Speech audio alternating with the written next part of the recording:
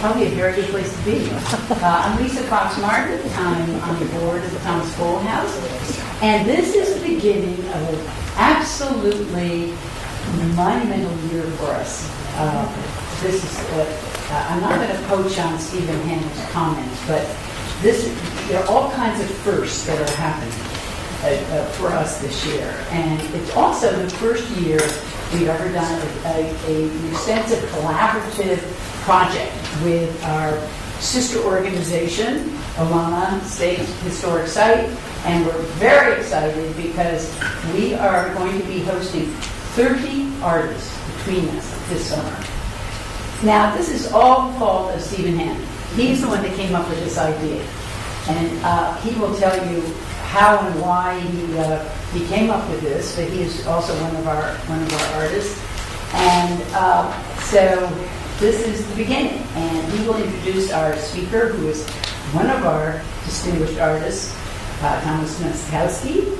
And so I'm not going to say any more, but also I want to thank our wonderful neighbors, the Temple, their generous neighbors for letting us use their sanctuary here. So thank you very much for coming, and I want to introduce Stephen Hannah.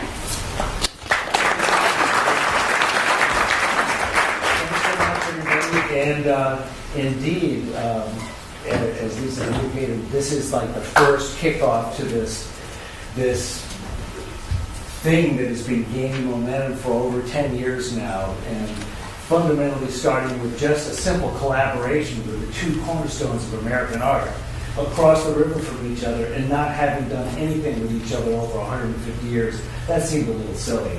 And then, of course, the concept of showing breathing artists, of which those of us in this room, we like to do this. We like breathing, and it's just one of these things that adventures really come from that.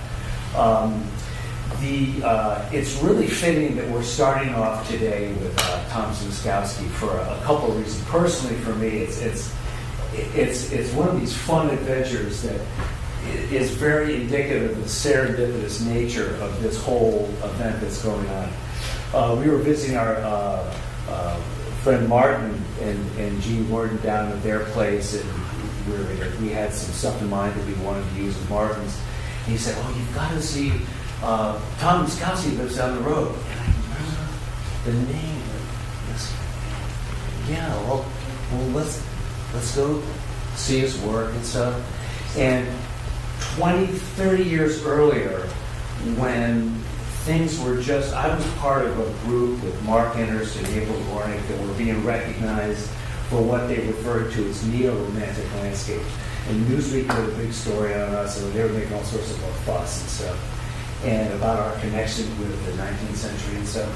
And I saw, it wasn't at Pace, I forget where it was, but I saw this work that was just haunting because it was landscape founded, but in nowhere near literal landscape in its final rendition.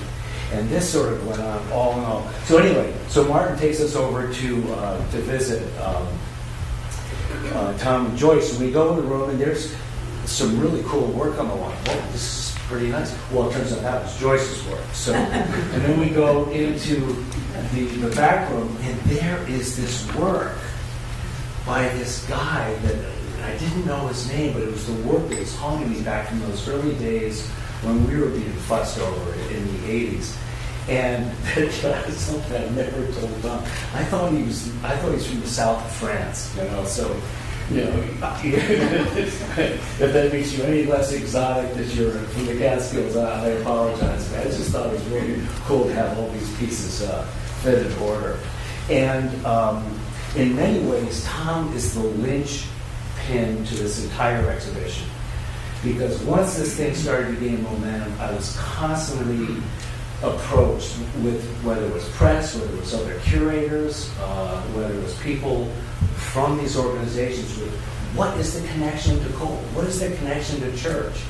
And, if we could rattle off 3 or 4 sentences to give you the connection that each of these artists have with these early American painters, we wouldn't need to do the exhibition. So that's not where we're going from. But what Tom's work does is he takes that first step away from the literal landscape format and takes us into this realm of abstraction that all the other artists in the show will enjoy. So I hope you're looking forward to this talk this afternoon as much as I am. Without further ado, Thomas Nozkowski.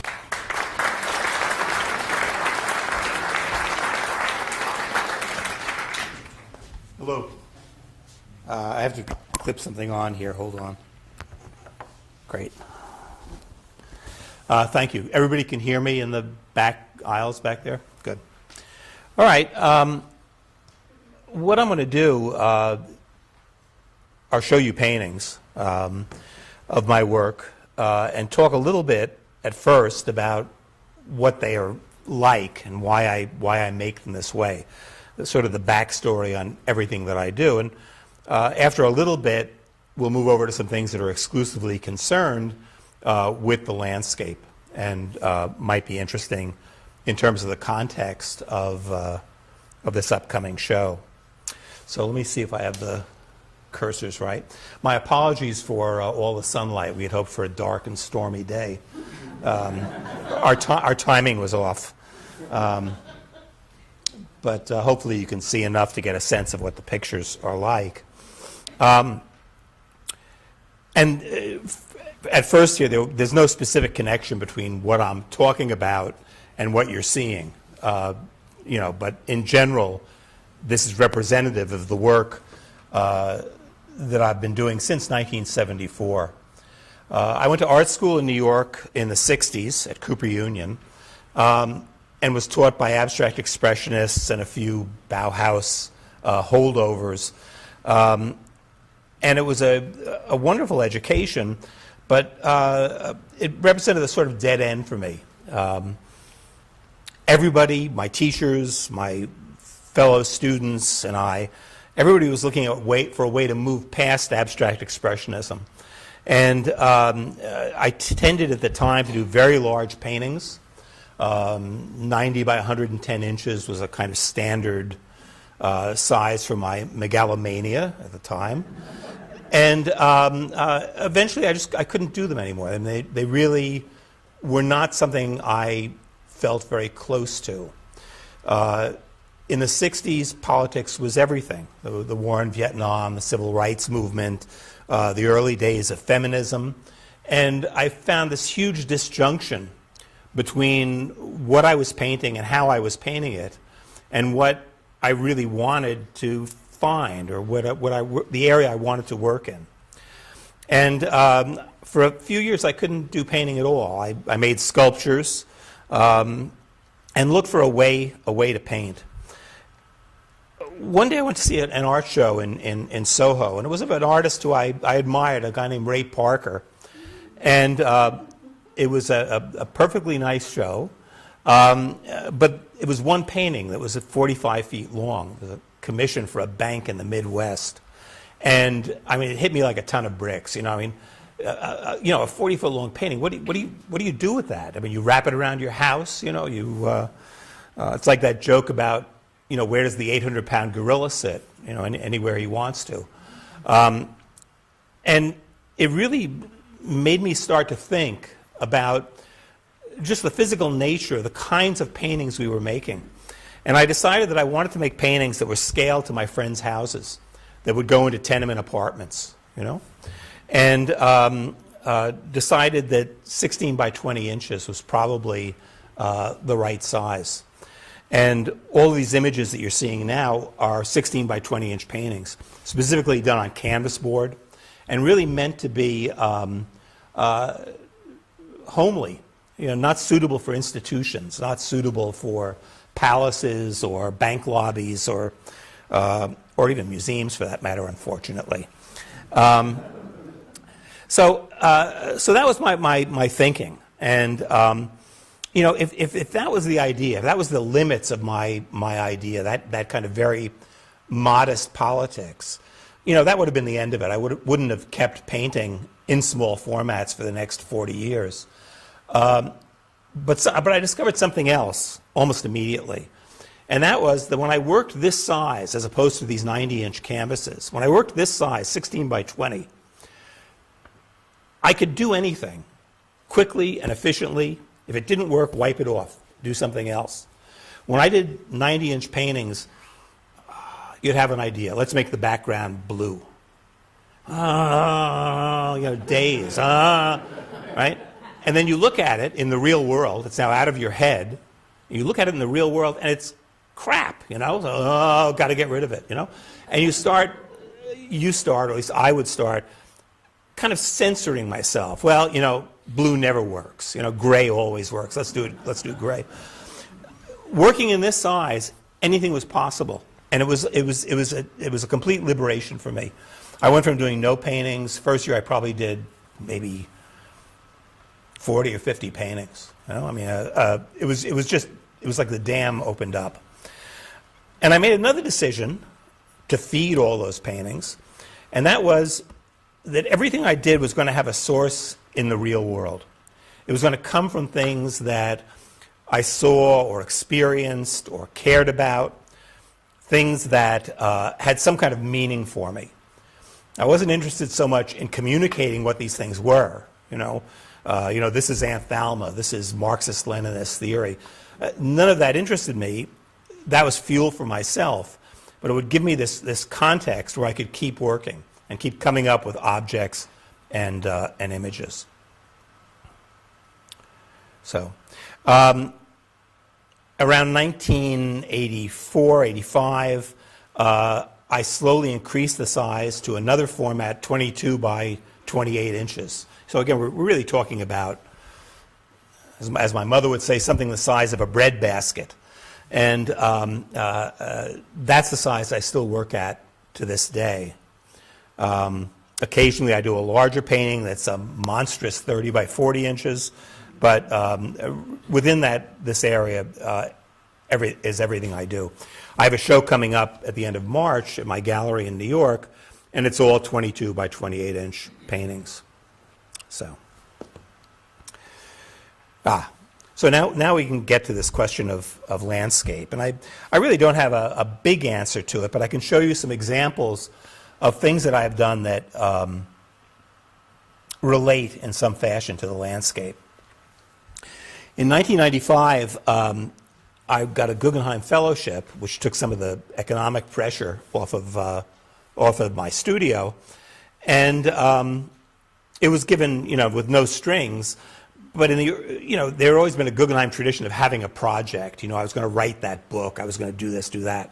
And I decided it would be nice to have a project that would give me a framework so that I could spend this money in a proper fashion. And I thought, well, what are some of the things you can't do? de Kooning once said that if somebody told him you can't do a painting of this, it was the only thing he wanted to do a painting of. And I think most artists feel that way. What's the challenge? What can I do that will wake up my senses, wake up my motor skills, and give me some new things to think about. And I thought, well, what? Maybe I could do an autobiography in abstract paintings, And at that time, I averaged about 20 paintings a year. I said, well, I'll do 20 paintings that will do my life and hard times, How do you do that? How do you organize that? What would be the way that you could structure abstract paintings to be an autobiography? And I thought about it for a while and tried some different things. But then I realized that my entire life had taken place in a 100-mile stretch of the Hudson River Valley. My mother's family graveyard, an old Dutch family, is in Kingston, New York. And at the time, we were living in a loft in Lower Manhattan, about 100 miles. So divided 20 into 100 miles, came up with 5-mile increments, and decided I would do a painting that related to every 5 miles of this stretch of the Hudson Valley. Well, where would the imagery come from? What exactly am I talking about here? Well, it would come from all sorts of things. What were my experiences in a certain area? What What did I know about that area? What did I know about the geology, the plants, whatever it is? And try to come up with some image that, for me, would grasp that space. So this is the first of 20 paintings, and the next 20, and I'll go through them as I talk, are this autobiography. Here we are in Midtown Manhattan. Afterwards, we did a catalog for this that I hope everybody will take a look at. I'll have it out. We did a catalog without words, and for each painting, we put together a photograph taken by Judy Lynn and a little map of the area so that people would have a sense somehow of the placeness that we hope to get with these paintings. I hope to get with these paintings.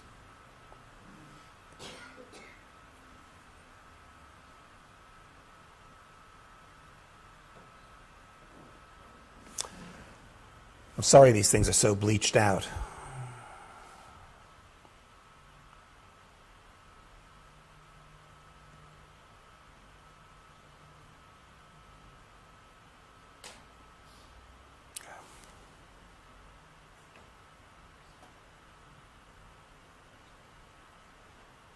One of the interesting things that happened in making this catalog is after the paintings were all finished, I asked Judy if she would go, again, within this geographical limit of 5 miles, and find something to take a photo of that she thought was interesting. And she hadn't seen the paintings, and she went and took the photographs. And the day she delivered the photographs, my wife and I were being visited by 2 friends who were writers. And we got to put out the paintings and the photographs. And to our amazement, we found all kinds of connections. Seemed very odd. Certain shapes would be repeated in the photograph and in the painting. Certain structures, certain ways of looking at things. And it seemed absolutely spooky until one of the writers said, well, let's try this, and shuffled everything up in a random way, and we could still make great connections, you know? People want to see things, and I guess that's something that one of the things I enjoy about being an abstract painter is that you can play with people's expectations, with how they assemble visual information. You know, they will see different things, but they will try to see something, and I think that's really kind of exciting.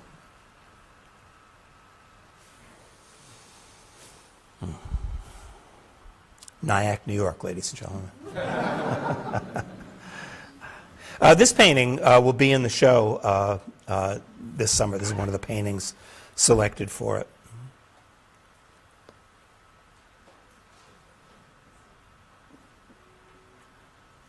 Yeah.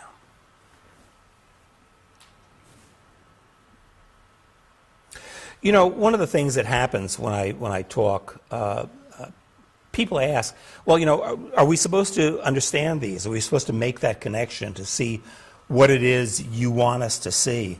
And I'm something of an atheist about that, you know, that I'm not sure it's even possible to read paintings in a specific and exact way. And if it was, I think that painting would probably be a pretty simple structure, you know, something that really was very basic in its idea. For me, the best thing about going to a source in reality, a source in the world, is the richness of it. You know, that as an artist, you face a blank canvas. You say, well, I'm going to make a painting about this or that. And you put a mark down. You know, okay, this is going to stand for that thing. This has some quality of that thing. It is the shape of that thing. It is the, you know, whatever it is, there's some quality that you can quantify, and you put it down and you look at it. Does it represent the thing? Can I believe in this? Can this be a touchstone of that reality? Well, I can assure you that 99.98% of the time, no, it doesn't work. And so you try something else. You scrape it off, you add to it, you put something next to it, you change its color. And one of the things that you, I'm sure, cannot see on this screen is that my surfaces tend to be fairly, not so much dense as abraded and scraped down, because I'm always going back to adjust and change and alter these things to get something that speaks to the moment.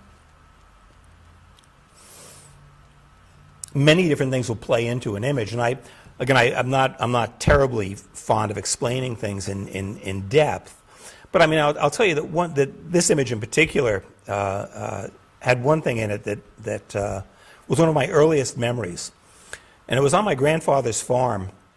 My father, I couldn't even walk fast enough to do this, carried me on his back up what at the time I thought was a mountain, but I'm sure it was just a small rocky hill behind the farmhouse.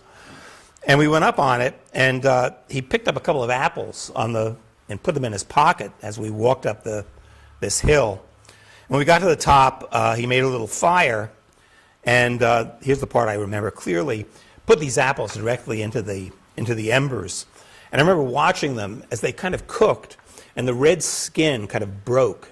You know, it broke as the pulp heated up and started to expand in the apple, and something of that craggy whiteness, which might just be turning into a Polish eagle, speaks back to that moment.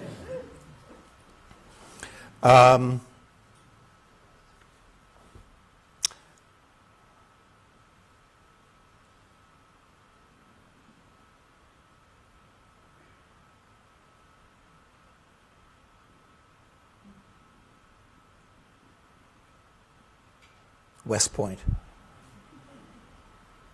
Newburgh.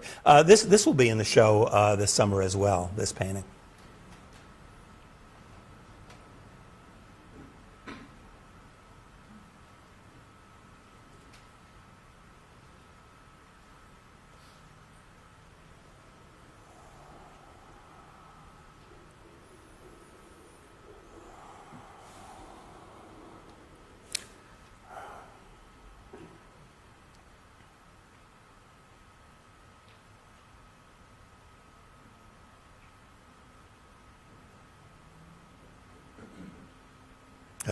And so this is number 20, and is the final one of the series. Yeah, you know, I'm so tempted to kind of go into detail about all these, and I have to resist it. So sorry. Let me show you a few more. So now we're back. These are more recent paintings from my last couple of shows in New York. And this is more typical of what I'm doing now.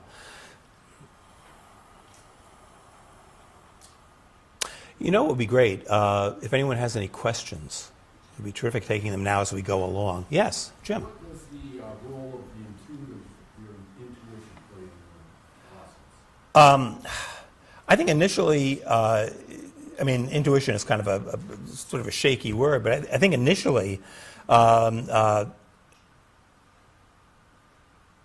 it encourages you to grasp at something, to sort of know that, well, this is what I want to make a picture of.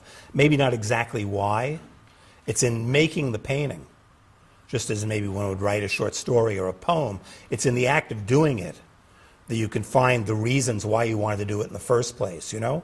But it's intuition that points you in that direction, for me anyway, and says, well, you know, try that. You know, that's a door you can open. That's a door maybe where you can find something. Yes? I'm curious about the medium.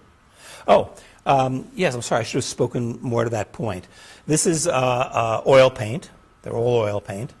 And initially they were on canvas board, which is a, you know, cotton on a cardboard backing. Kind of a terrible material with some real potential. But over the years, my wife, who is a sculptor, developed a kind of support for me, which is a piece of masonite, tempered masonite on a cradle with linen and glued to it by rabbit skin glue. So it's a hard surface. I can scrape it. I can, you know, wipe it away. It takes a lot of abuse. Yes, Raymond. What's the relationship of your work to music? Raymond, I listen to music continuously while I paint, like I think most artists. I mean, I know very few artists who don't want to have music in the background while they're working. And I've made some paintings about some songs. No, the Carter family doing Little Moses. Did one of my last large paintings about that.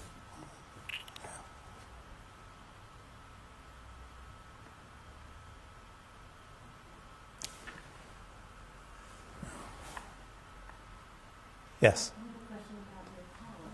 Yes. How do you come to the palette image? Mm-hmm. Yeah, a color I think is the squishiest element in our toolbox. Let us say, I mean, it is the most subjective, I think, in how people see it and understand it. For me, I try initially to locate that as well, again, in reality. Is there some element that I can pick up on and use? But of all the elements, shape, composition, texture, whatever, color is the one that I'm most casual with. It's probably the only thing I do where I think taste is an element in it, something that normally I would want to resist very much. But I think color is like, it's like some kind of very loose friend who sort of, encourages you to, be smoking behind the barn or something else. Yes. Have you identified all of your paintings by name? No, oh, thank you for asking that. No, they are all untitled with a number behind them. Does that keep us not? It is, but not in a mean way. No, when I first started working this way, I tried to give these paintings honest titles, right? The Brown Cow, and I always use this as an example because I never did a painting about a brown cow, So it's called The Brown Cow, and everybody, I mean, the most sophisticated people would look at it and go like, well, that must be the tail over there, and I guess that's an udder. Is that an udder? And it becomes a trap. It becomes a trap, and I certainly don't. Again, I don't like this kind of reductivist reading of paintings. This painting is about, even something as big as the joy of life. I mean, it doesn't interest me. I like the idea that this is a tool. The arts are tools for going as deeply as you can into something. How much can you find in a brown cow? How many things can you link to it? How big can your thoughts be about that? That interests me. But I do try to keep this kind of central idea. And I sort of said before, you've finished the painting when you understand exactly why it was an important thing for you to do. You're basically then touching onto feelings or images or thoughts, expressions, like we said before with the apples and the fire, Mm-hmm. and how that expresses internally to you, and then recording that on Yeah. the canvas as you feel it and see it at that moment. Yes. But again, remember, every artist, all of us, we've spent thousands upon thousands of hours alone in our studios, with a heightened kind of consciousness about, what a mark is, how it can speak back to us. In addition to that, we've seen thousands upon thousands of paintings. We know what a painting is. We know what a great painting is. And that also feeds back to you into the studio. So if I make a mark, it's not like this mark is from it's from that brown cow. It is her tail, It can't be her tail because I've seen tails, I know a tail on a Rosa Bonheur. I know a tail on a Dubuffet cow. I know what tails are in paintings, and that gives me a kind of place where I can now, what's my tail, And hey, that tail also looks like a snake. Well, let's get a snake in there too. All these kind of analogies and connections and rhythms and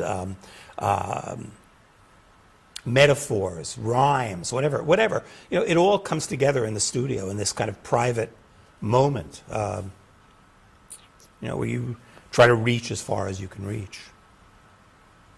Yeah. What tells you to stop?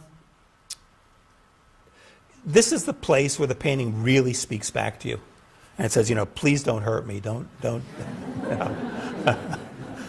No. I mean, again, when it makes sense, when I believe it, that it's not a painting made for some capricious reason, that it was important. And in a way, it's a way of making your own importance, making it believable, going for that. I had dinner once with a shrink, and his wife was an artist, and we were talking, and she asked something along these lines, do you always remember what your source was, right? And I said, it's curious, I always do, and I can remember it 30 years later. I can remember on a trivial drawing. And I've always thought maybe that was a freak of my memory or something else. And the shrink said, no, not at all.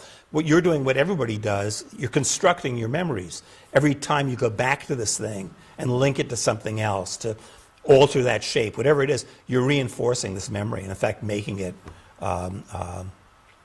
more tangible and more real to yourself. Yes? I see a wonderful consistency of the edge, of the one edge, Uh-huh. that either is going beyond and giving a certain infinity, or is it bringing me in? And I'm curious about that, specifically in this one. Yeah. The bottom where it's going beyond, it makes my it makes me create what is beyond. Mm-hmm. Would you discuss that? Yeah, I mean, actually, to be educated by artists in the 1960s is to be obsessed with edges. It was part of the basic, dialogue that we were all having. And I think ultimately it probably comes from Hans Hofmann's school, where many second-generation abstract expressionists were taught. Or I think maybe Clement Greenberg said every painting begins with 4 lines, i.e. the 4 edges of the canvas. But for me, I enjoy, or I'm interested in, a kind of play between the edge as a wall and the edge as something you can go beyond. And in some paintings, I'll do both things. So here in this one, this little curve here at the bottom, something as simple as that, this tiny little bit of an in-cut here, really served to, I think, establish in our brains the idea that, well, maybe it's sitting on that edge. Maybe that's not an edge so much as it is a horizon line. And I think that's something that you'll see in many of my pictures. So. Yes? When you were doing your 5 miles, Yeah. were you ever painting them in the actual site, or was it more like 5 points, like 5 different points of memory? Yeah, no, I was much more interested. Two separate answers. One is the project I have put off for 40 years that I would love to someday do, but the clock is ticking, is to actually do these abstract paintings in a kind of plein air situation. As you say, sit down, look at this thing, and try to make it happen like that. It would be a worthwhile experiment. I don't know if I'm going to get around to doing it. But for myself, using my memory as a kind of strainer, thinking back to family history, for example, is for me a much more powerful tool than actually seeing things. What do you remember? That's a real conundrum, You and I walk down the street together, and you look this way and I look that way. How come? We share, almost totally exactly the same DNA. Why do you care about that and I care about this?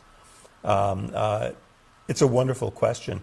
And one of the things that I do for myself in my paintings is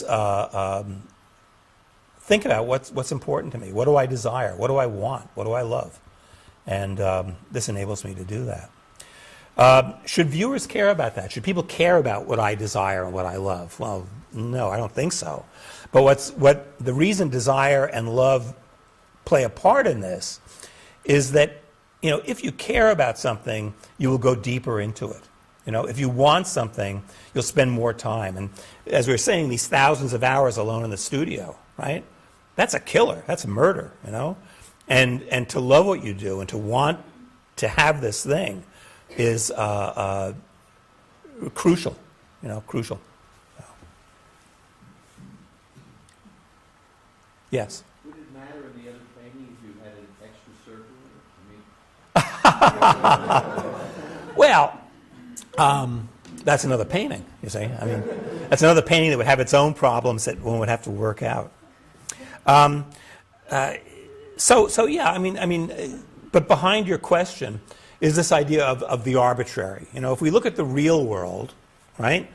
Trees are rooted in the ground, and there's clouds in the sky, and everything has a kind of logical sense that we believe in.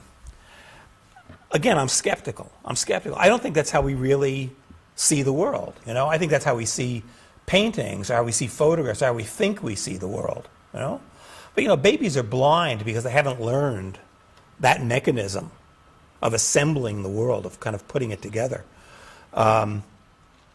You know, you and I are sitting someplace and we're talking to each other, and I see you. You know, I know your size, your shape, your color, everything about you. But that's not really what I'm seeing. I'm putting that together.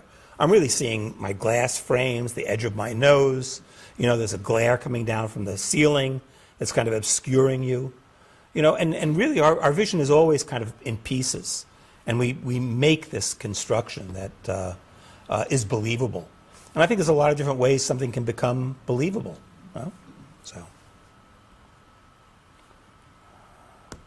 Aha, okay. So now what I'm going to show you is some drawings leading up to a show that's coming up in a month in New York City. And the genesis of this, here's the first one.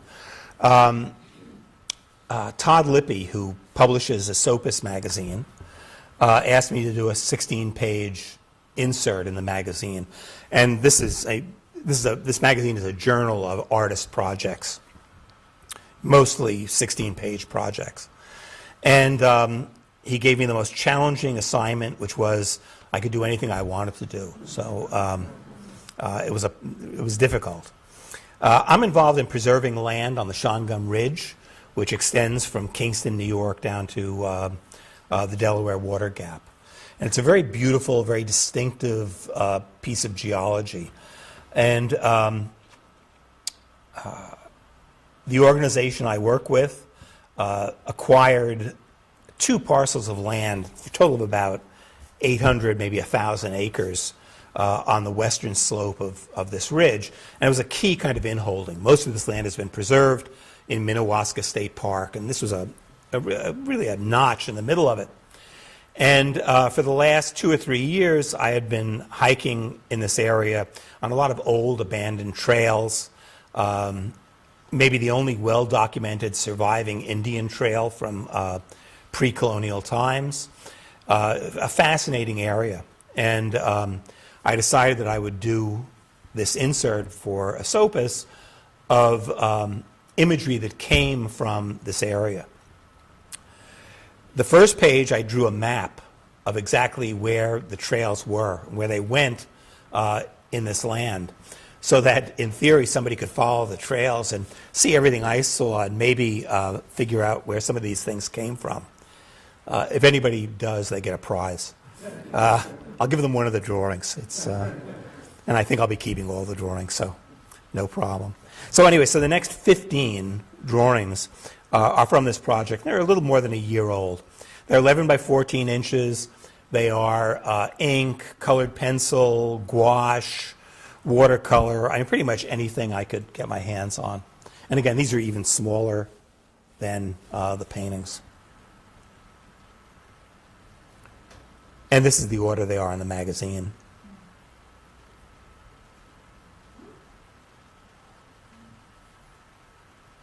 One thing I can point out with this kind of iridescent shimmer in the back, which is very hard to see in this slide, one of the qualities of this ridge is that it is covered with a cap of a limestone conglomerate with lots of little pieces of quartz in it. And it's a pine barren at altitude, very rare thing. And pitch pine, scrub oak, blueberries, lots of blueberries, and rock. And when you go up there, you really almost have to wear sunglasses in a summer day because of all the light that comes off of this very shiny, hard rock that's everywhere.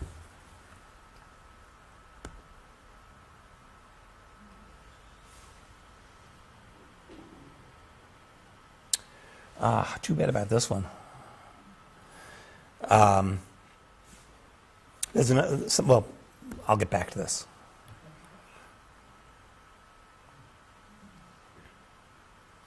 Gouache and ink.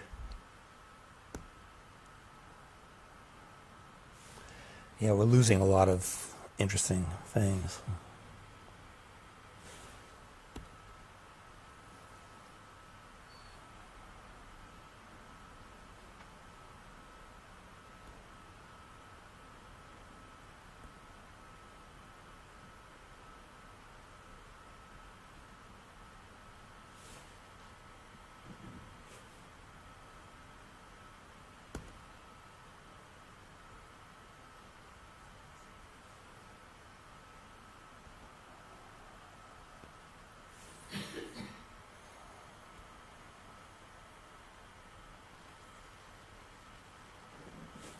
Just pencil. I think that's the last one. Nope.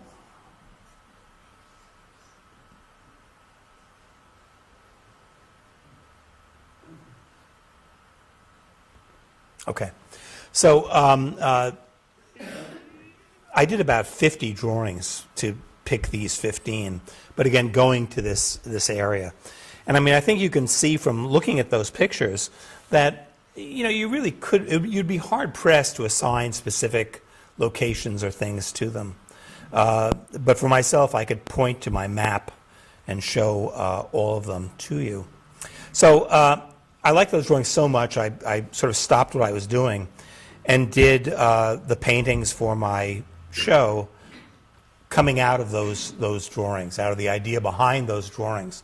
So now what I'm going to show you are all of the paintings and some oils on paper that are about the same size. They're actually 2 inches wider that will be in this show.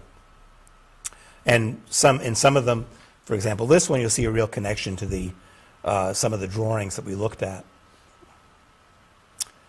Now, in my studio, I have two easels. I have one that'll have a canvas on it at all times.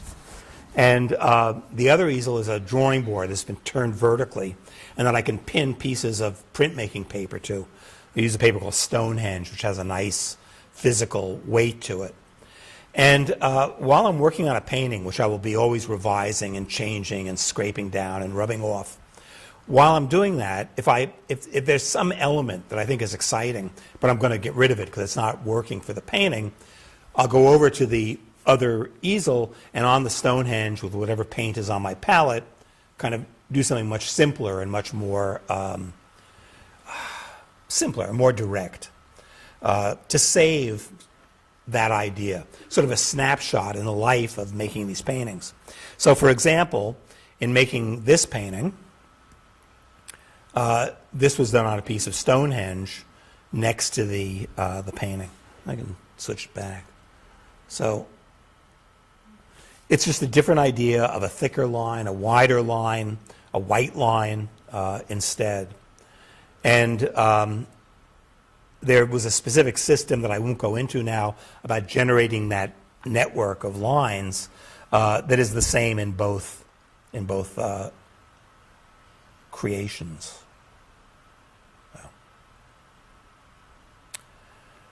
This is also an oil on paper.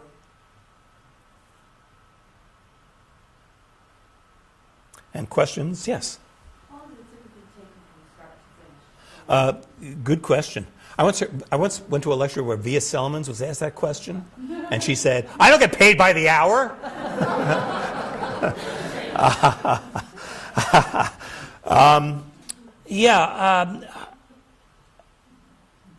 I never paint where I'm not trying to finish the painting, That first day, I would love to finish the painting. And it happened once, I think, in 40 years. Typically, I'm going to say 3 months would be really fast, and 3 years is probably closer. So in my studio right now, there's one wall of paintings.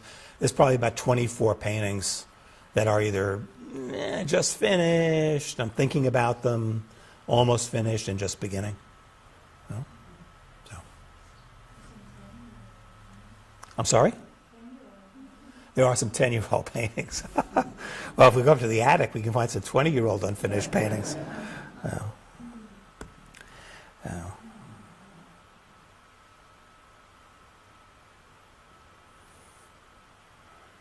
This is an oil on canvas. As is this.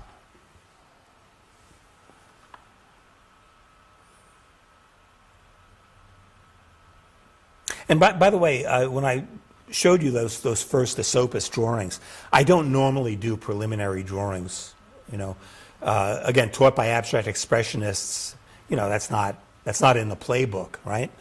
Everything is supposed to be a kind of autonomous thing. But I find as I get older, I enjoy violating the rules that I set up for myself as a younger artist. So, 2 shows ago, after I had all the paintings up, I then went back and I did all the original studies for the paintings, but kind of after the fact. It infuriated writers. They thought I was cheating. This is an oil on paper that actually was a long time in the works, but somehow played off into this idea of this kind of iridescent landscape.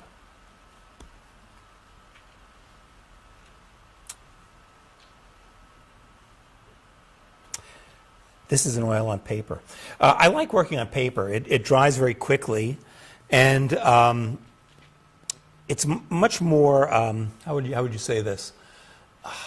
By the amount of paint I put on, by the amount of layers of paint I put on, I can get different kinds of densities and opacities in a way that you can't in a painting. A painting has a much more uniform surface. You have to really fight to change to make it more aberrant and jumpy. On paper, you can really kind of shift gears very quickly, and you can't really see it in this washed out slide. But again, this is very open, almost through to the paper, and this is very opaque and hard.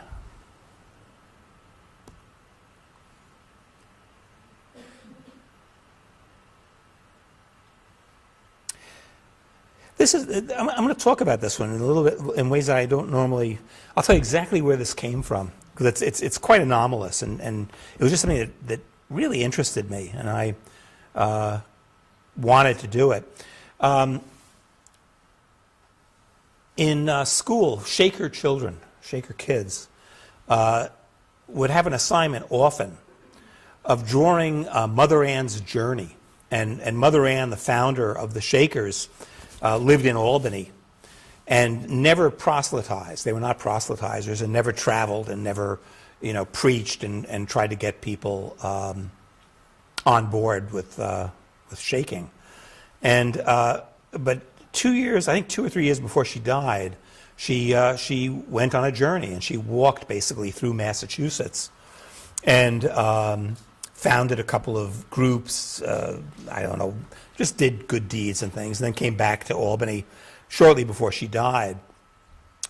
And in the Shaker schools, the Shaker children were encouraged to draw maps and show this journey.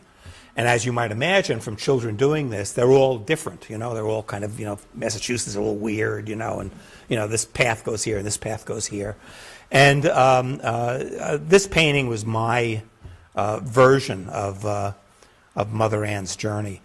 And if you saw some of the drawings I did before it, you would clearly see Massachusetts in the middle of this painting. But by the time I got here, Massachusetts was long gone, and instead we had this kind of mystery arc cutting through the painting. So, yeah.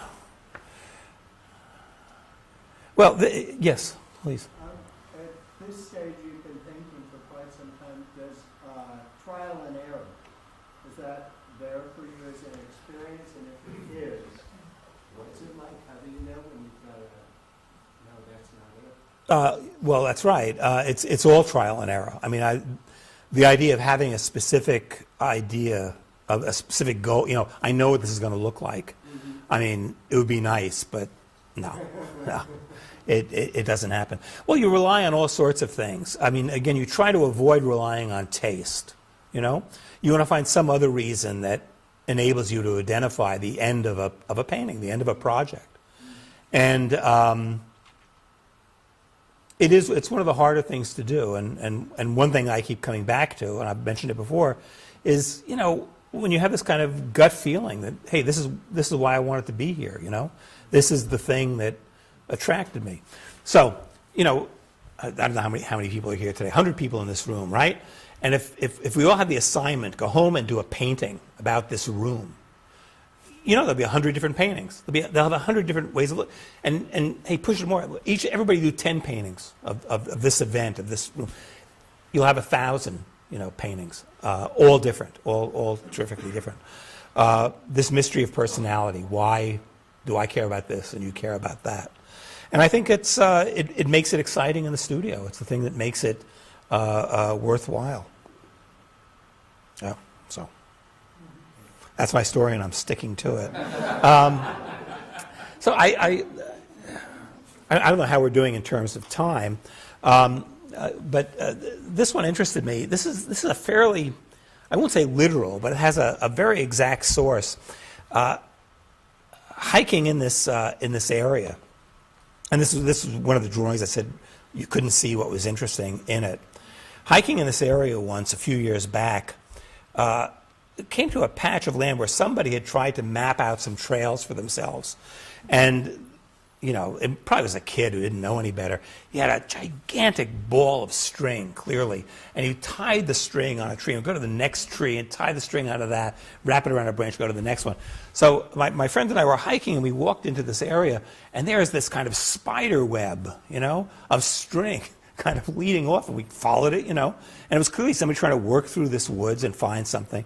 And then, of course, we came to this big roll of string just kind of thrown down in disgust that, you know, or maybe got tired of holding it and just traced his way back out again. Well, it got me thinking that, you know, what if every time I had walked in this area, I had laid a trail of string? And so, you know, what you see here is a, you know, a post. There's a post, and then the string, and then another post where it will turn to another post where it will turn, and so forth. And this was this kind of imaginary landscape of, you know, of 1,000 hikes on the Shongum Ridge. Yes. When you were a child, did you paint like this, or was this something as you got older? Some people were very little. Yeah. In high school, I had a abstract painter teacher who never challenged me to do any kind of representational work. Before that, I probably did rocket ships and airplanes and tanks, like every you know, young boy does. Certainly nothing very, very serious or interesting. But I didn't work from the figure until I went to Cooper Union, and was happy to discover that I could do it. You know, I mean, I thought they were going to throw me out when they discovered I had never done this before. But yeah, always abstract work. Which may lead to a real kind of change in the art world today, because we do have now 2 generations that have never felt any kind of challenge by representation, unless they wanted to. You know, it becomes another choice.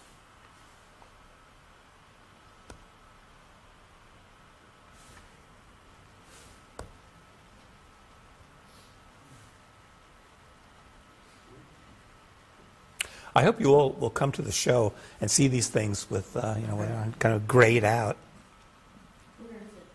It'll be at the Pace Gallery, and it opens March 27th, Joyce? 27th, and we'll run about 5 weeks. It's at 510 West 25th Street. This is an oil on paper.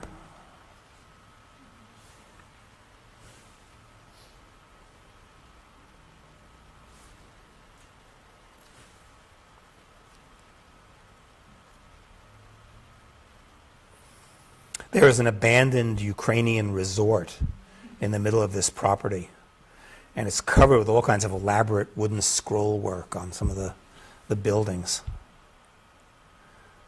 Looks like it's made of gingerbread. Yes? What is your relationship to pop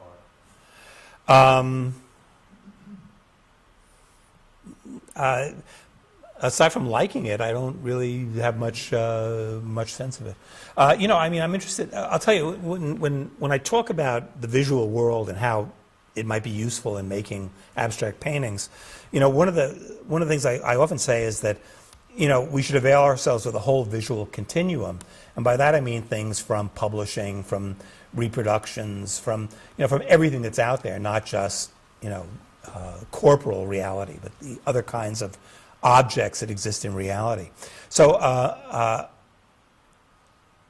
I would say that what pop art is interested in is not a problem for me. I mean, I find it interesting as well, and worked for many years in publishing, so I have roots there too. And well, okay, but good call on that painting, by the way. Yes. I have another question for you. I saw your exhibit at East Gallery Uh-huh. a few years back. Yeah. Your paintings, when you see them in a large space, Mhm. they just knock you over. Oh, thank you. See it so differently. And in your studio, how far back do you look at something? Yeah. You're working close and then Yeah. because it's space. Over the years, two things. When I'm in my studio, there is a brush in my hand and it is moving. I don't use the studio for reading the New York Times or taking a nap. It's all, if I'm there, I'm working, I wish I could say that about all the rooms in my house, but in the studio, that's true. I generally paint sitting down and don't really change my distance with the painting while I'm working. Because again, remember, from the size of these things, I can sit just a few feet away, actually an arm's length away, and the painting fills my field of vision, and yet I can still work on it, right? When I no longer have an idea to play out, the painting is, waiting for a new move, I'll take it and put it on a long wall that typically holds 21 paintings. And I have nails in it that I can always have 21 paintings kind of stuck up there. So after the paintings that are up now go into the city for the show, I will have a blank wall with maybe one or two half-finished paintings on it. So it just changes all the time. So.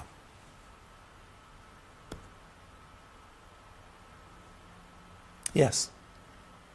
I'm sorry, you're saying about not wanting to assign a painting a specific meaning, Mhm. and letting the person react on their own.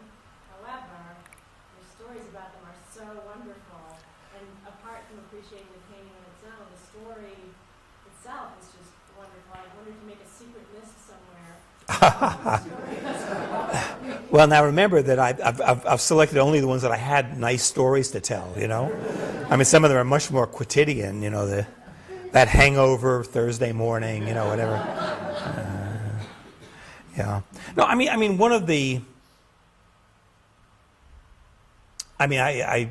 this is not a goal that I think about a lot, if ever, but something I would like to happen would be that if more people understood that painting can be a very a quotidian tool. It can be something at hand that can be used to just think about your life, to think about what it is. Again, these questions of what you want and what you desire. So, for me, it's not to be happy in the studio. I have a friend who says she's only happy when she goes into the studio. I think she must be crazy, But it's good time to be in the studio. Sometimes it can be very painful, but I treasure the time I get to spend there.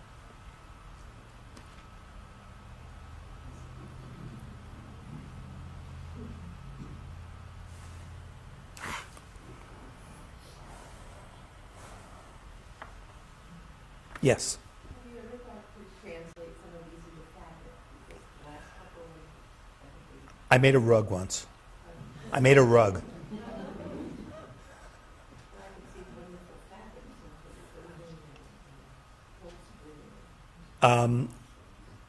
the I when somebody calls.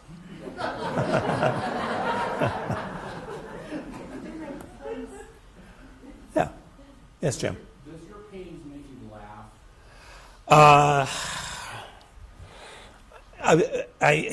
Well, not like a laugh like a joke, but a laugh of relief, like, ha! You know, ducked another bullet, right? I think that might be more the case. Yeah.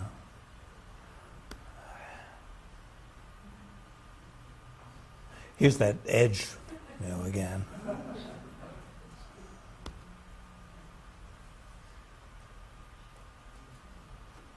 Yes. On this comment you made about when I'm in the studio, there's a paintbrush in my hand. Yeah. I assume that you therefore keep that paintbrush moving Yes. and do not sit and contemplate deeper meanings in things. You keep it moving.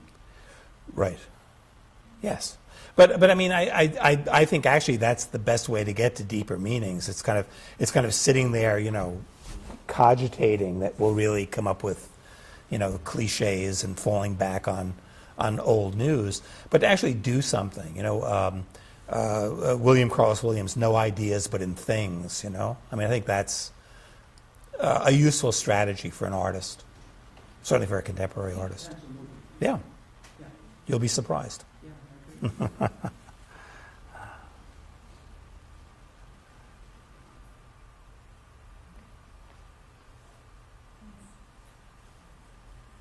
Yes. Each painting seems to have its own weird balance of contradictions, and I just wonder if that goes through your head. You know, not to be purposefully weird, but to allow myself the idea that I can do anything, you know, that in the privacy of my studio, I can be totally free. You know, I think this is a golden age for artists because, first of all, we are totally free to do anything we want. You can say, hey, artists always were. They just, you know, the Medicis wouldn't pay them for it. They could do whatever they wanted. But, I mean, today we have an audience that wants us to be totally free. I mean, that's a remarkable change. You know, they want us to be free. They want to kind of play at whatever the game is that we think we're playing. And I think for artists, this is the greatest. Couldn't be better. Yeah.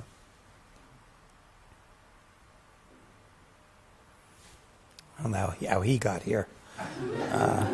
My figurative painting.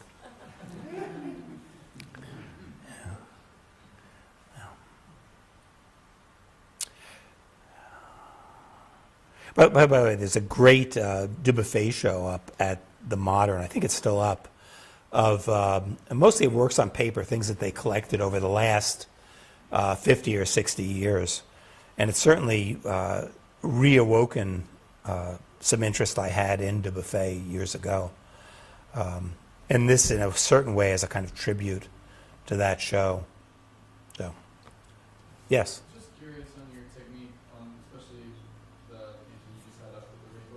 Yeah. Is there a world of rainbow colors that existed under that, and then it was painted black? No. This was a fairly quick painting for me, and it came after I saw this Dubuffet show.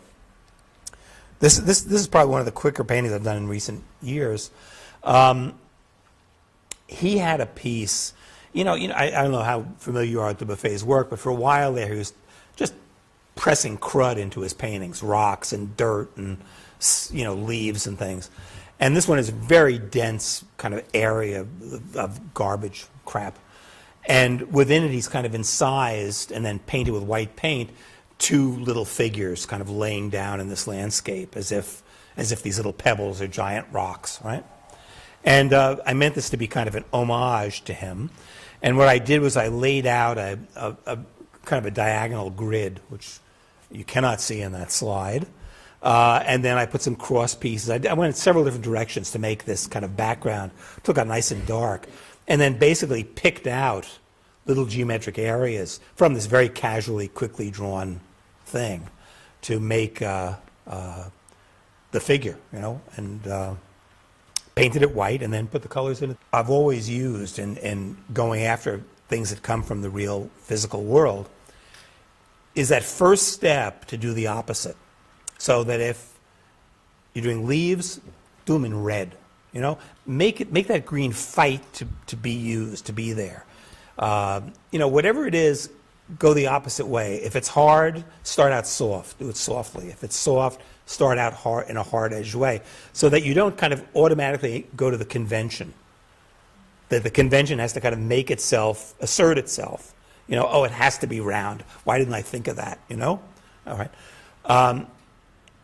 And over the last few years, I've gradually moved full-time to the country. And I'm now living in a world that is biomorphic in the extreme. And it may be for that reason, and always going to the opposites, that I'm falling back on this geometry. I don't know. Or maybe just getting old. Maybe geometry is something old people, a way old people see the world. We're at the end of this. But let me show you these things, 3 things in a row. First, this is an oil on paper. There'll be 2 oils on paper, 22 by 30 inches, and then the painting. And they all come from a drawing that wasn't used in that Sopes series, but relates to it. So now look at this. Now look at this. And I would say specifically, you can look at that, right? And let's go back. All right. So these have this kind of same root. And then here is the final painting. Well, actually, the 2 oils on paper came out in the making of this painting, which probably went on longer than either of those drawings. And goes to something about sphagnum moss. What can I say? Something like that. So, okay, so that's the show. Any questions? Anything else? Yes. There's so much depth in these paintings. Is that a conscious choice on your part? If there's no like vanishing points from their perspective, right? How to formalize that? I'm happy to say it is a choice. I don't know how much I can, kind of claim this as my own. Oil paint is a wonderful tool, and it's filled with, all the qualities of the world. Earth, air, fire, and water. It's all kind of built into the material that artists have been voting on for 500 years, saying, this one works, right? And so a lot of the wonderful qualities of color and of depth and richness, you squeeze it out of a tube. If I could eat paint, I would. It's great stuff. So. Anything else? Okay. Thank you.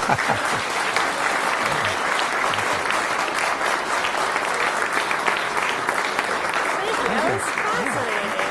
I'm going to just tell everybody to come join us. Good. Great. Thank you. Please, everyone, join us at the reception next door. And also, this program was funded by the National Endowment for the Arts, and they begged us, please get audience feedback. So if you want to fill out a few surveys, that'd be great. We can put them in the back. And so join us for a glass of wine. See you next month, March 12th, for Ellen Zimmer. Thank you.